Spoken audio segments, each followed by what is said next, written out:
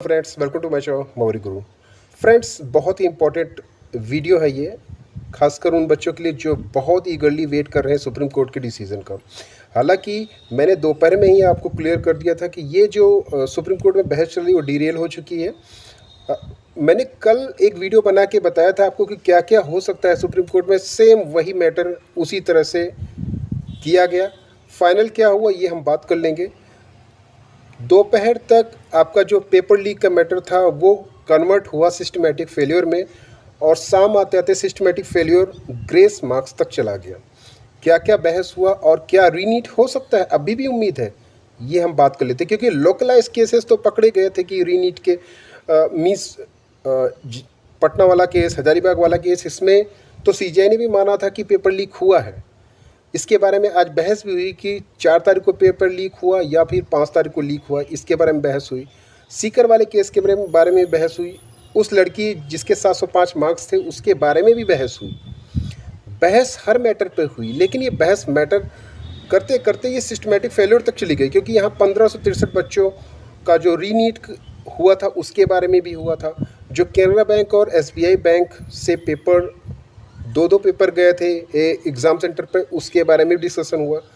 तो यहाँ पर अगर आप देखेंगे पूरी बहस में सिस्टमेटिक फेलियर निकल के आ रहा है। और यहाँ पर अगर आप देखेंगे तो लोकसभा में भी ऐसा नहीं माना गया है कि कोई भी पेपर लीक हुआ है, सिस्टमेटिक फेलियर ज़रूर माना गया है। और लास्ट तक आते आते कुछ और वकील थे जिनके और पिटिशनर थे जिनका मैटर था ग्रेस मार्क्स से क्वेश्चन नंबर 19 का। तो क्वेश्चन नंबर 19 के 2 ऑप्शंस हो सकते हैं। हालांकि सीजीआई ने माना था कि 4 लाख बच्चे ऐसे हैं जो बेनिफिटेड है, लेकिन फिर भी क्योंकि ये मैटर था कि एक ही ऑप्शंस होना चाहिए, 2 ऑप्शंस नहीं होने चाहिए। पुरानी एनसीईआरटी, नई एनसीईआरटी, इसका भी डिस्कशन हुआ था। तो उसके लिए सीजीआई का एक ऑर्डर है कि आईआईटी दिल्ली की एक कमेटी बनाइए और ये डिस्कस करिए कि कौन सा ऑप्शन सही हो सकता है। क्या दोनों ऑप्शन सही हो सकते हैं, या एक ऑप्शन सही हो सकता है, या क्वेश्चन को डिलीट किया जाना चाहिए। इस पर फैसला कल आएगा। तो कल ये एक्सपर्ट की कमेटी बताएगी 12 बजे तक। तो कहने का सीधा सीधा मतलब है, अगर क्वेश्चन नंबर 19 को कंसीडर किया जा रहा है, मतलब क्या हुआ कि आपके पेपर को कंसीडर किया जा रहा है। क्योंकि अगर आप रीनीट कराएंगे या पूरा एग्ज़ाम को कैंसिल कराएंगे तो क्वेश्चन नंबर 19 के बारे में सोचने की क्या ज़रूरत है कि क्वेश्चन नंबर 19 के लिए आप पैनल बनाइए।